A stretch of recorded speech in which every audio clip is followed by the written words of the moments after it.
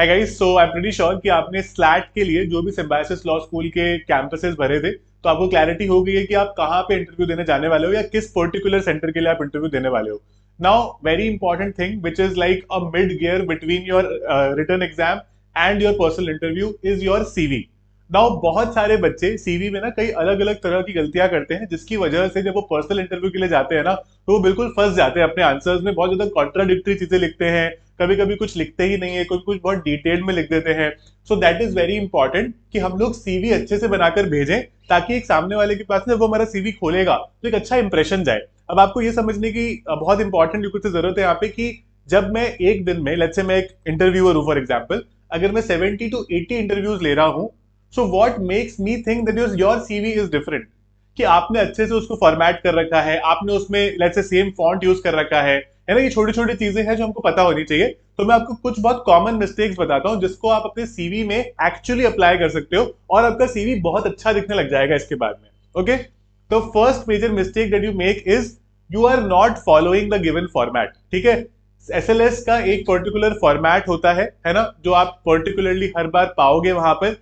Please follow that format. अपना खुद का दिमाग नहीं लगाना कि मैं यहाँ से कैनवा से एक सीवी उठा लेता हूँ, मैं चैट जीपीटी से जनरल कर देता हूँ, नहीं।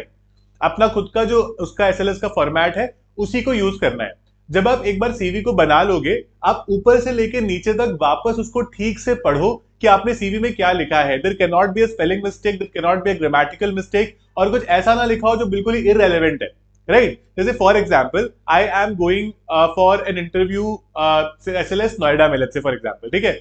तो मेरे सीवी के ऊपर एसएलएस नोएडा लिखा है या फिर SLS Pune slash Noida slash Hyderabad slash Nagpur लिखा है। ठीक है, छोटी सी चीज है बट आपको इंपॉर्टेंट है ये समझना, क्योंकि जब आप लॉयर बनते हो ना आगे, तो इन छोटी छोटी चीजों पर बहुत ध्यान दिया जाता है कि आपकी अटेंशन टू डिटेल कितनी ज्यादा है।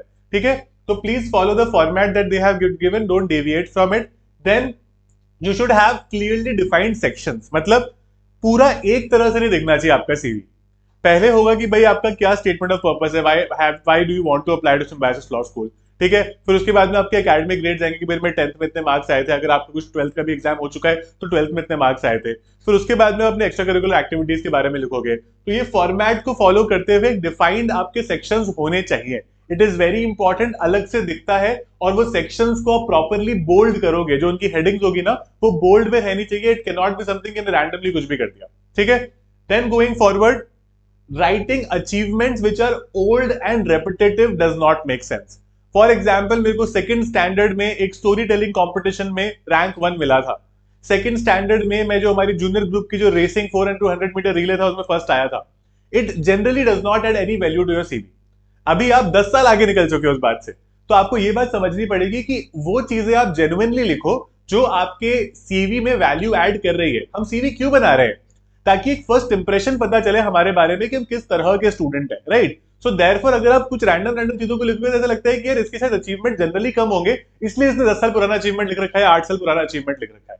ठीक है, अब कई बार ऐसा भी होता है कि हम रिपीटेटिव हो जाते हैं। Let's say for example, I am somebody who has done multiple MUNs। ठीक है, मैं 3 MUNs में कुछ कुछ पर्टिकुलर प्राइज जीता हुआ हूं, और सेम MUNs में लगातार 3 साल, लेकिन मैं उसको लगातार 3 स्टेटमेंट्स में नहीं लिखूंगा। I will write it as one. For example, I was, you could say, the best negotiator। किसी में मैं कुछ बेस्ट डेलीगेट था या कुछ भी था, राइट। तो मैं लिखूंगा बेस्ट नेगोशिएटर ब्रैकेट में 2024, बेस्ट नेगोशिएटर जो भी मतलब मेरा नेक्स्ट प्राइज है 2025, ऐसे करके पता चलेगा इन XYZ MUN। तो इसमें क्या होता है कि आप कम स्पेस घेर रहे हो, और जो पढ़ रहा है ना उसके लिए रीड करना आसान है। The point of CV is for you to tell the other person कि this is who I am. And for me, let's say I'm the interviewer and I'm reading it, it is easier for me to go through your CV. I should be able to ask some questions from your CV as well.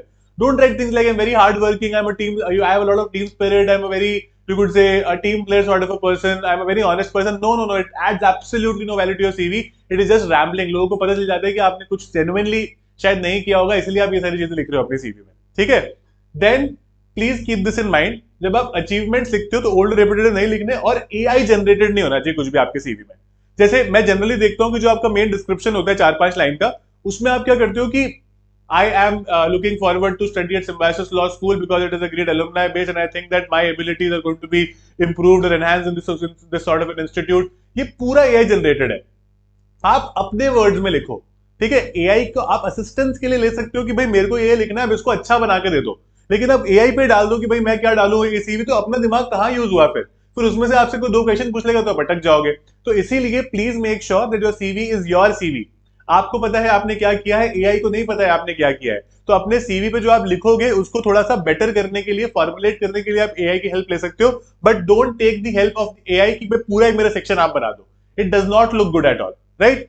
और ये पकड़ में आ जाता है 1 minute में, right. Then comes writing very long sentences is a counter productive method. कि मैं लिख रहा हूं बहुत, एक मतलब मान लो मेरा एक सेंटेंस है जिसमें 20 वर्ड्स है, it looks very bad on the CV, right. मतलब जनरली अचीवमेंट में 20 वर्ड नहीं होते। आपका जो एसओपी जो ऊपर आपने लिखा है कि भाई मेरा क्या रीजन है तो अप्लाइंग फॉर एसएलएस, उसमें आप लिख सकते हो, बट नीचे आप नहीं लिखोगे। तो कीप इट वेरी कंसाइज, है ना, बहुत सिंपल कंसाइज मैनर में आपको अपना सीवी रखना है, and that will genuinely make all the difference. मेरे को एज एन इंटरव्यूअर आसान लगना चाहिए आपका सीवी पढ़ना, otherwise I am not interested in it. मेरे को 80 इंटरव्यू लेने हैं भाई एक दिन में, मैं क्यों आपका सीवी पढ़ूं? ऐसा क्या है आपके सीवी में डिफरेंट, राइट। तो वो आपको डिफरेंशिएटिंग फैक्टर बार बार बताना पड़ेगा। एक और बहुत इंपॉर्टेंट चीज है, जब भी आप अपना सीवी बना लो, कंट्रोल ए करके ये देखना कि पूरे सीवी का फॉन्ट सेम है या नहीं है। And not talking about the font size. Headings के फॉन्ट साइज जो आपका कंटेंट है उससे थोड़े से बड़े हो सकते हैं, बट जो आपका फॉन्ट है, जैसे अगर आप टाइम्स न्यू रोमन यूज कर रहे हो फॉन्ट, तो पूरे सीवी में टाइम्स न्यू रोमन होना चाहिए, ये जरूर चेक करना। Don't miss out on this, it looks very bad कि मेरा आधा तो टाइम्स न्यू रोमन में, आधा कैलिब्री में, फिर और कोई फॉन्ट चेंज हो गया, that looks very bad and it's very easily identifiable कि आपने अपने सीवी पे ठीक से काम नहीं किया है। Okay, very important. इसके अलावा जो आप चैप्टर्स और सेक्शंस बनाओगे, without fail please go through each and every word. If you have a sibling in your house, if you have anybody who understands this, please make sure कि आप उनको दिखा पाओ कि भाई read my CV and tell me कि कैसा लग रहा है। एक न्यूट्रल पर्सपेक्टिव से आपको अपना सीवी चेक कराना बहुत ज्यादा जरूरी है, क्योंकि आपको तो अपना सीवी अच्छा ही लगेगा। तो आप अपने पेरेंट्स से भी मत कराओ, आइडियली किसी फ्रेंड से या किसी सिबलिंग से आप डेफिनेटली करा सकते हो, जो आपको एक ऑनेस्ट एडवाइस दे पाए on your CV. And you have no one, if you don't understand how to prepare for this entire thing, और आप कैसे पीआई के लिए यू कुड से प्रिपेयर करोगे, so we have introduced something called the SLAT 2026 PI batch for you. इसमें हम लोग क्या करते हैं, there are 2 chances that you get. तो आपको कुछ वीडियोस मिलेंगे जहां पर हम एक्सप्लेन कर रहे हैं कि what could be your model answers. आपको एक सैंपल सीवी भी मिलेगा कि this is how your CV has to be made. आपको एक लिस्ट ऑफ क्वेश्चंस मिलेंगे कि भाई ये क्वेश्चन आपसे पूछे जा सकते हैं जो पिछले सालों में पूछे गए हैं। फिर आपको 2 सेशंस मिलेंगे 2 on 1, मतलब हमारी तरफ से 2 पैनलिस्ट होंगे और आप यहाँ पर इंटरव्यू दोगे।